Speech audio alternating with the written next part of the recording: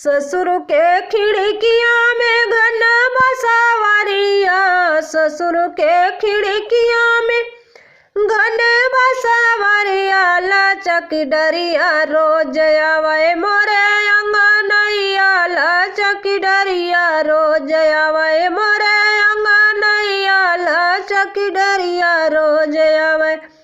ससुर के खिड़किया में घन बसावरिया, लचक डरिया रोज आवे मोरे अंगनैया, लचक डरिया रोज आवे।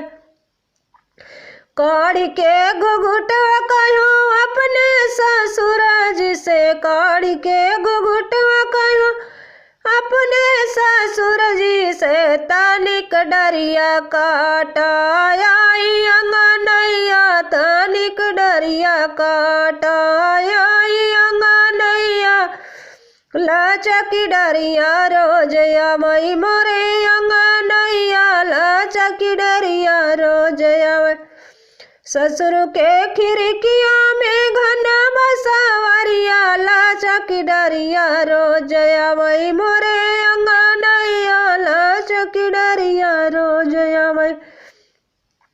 काढ़ी के घुघुटवा कहूँ अपने जेठ से, काढ़ी के घुघुटवा कहूँ अपने जेठ से, तनिक डरिया आई कटा मोरे अंगनैया, तनिक डरिया आई कटा मोरे अंगनैया, लचक डरिया रोज आवे मोरे अंगनैया, लचक डरिया रोज आवे। ससुर के खिड़किया लगल घन बसावरिया, लचक डरिया रोज आवे मोरे अंगनैया, लचक डरिया रोज आवे।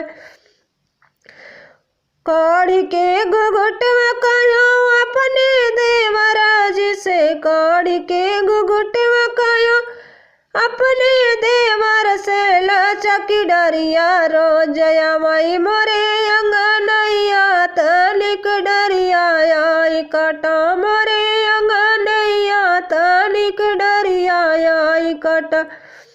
ससुर के खिड़किया लगल घन बसावरिया, लचक डरिया रोज आवे मोरे अंगनैया, लचक डरिया रोज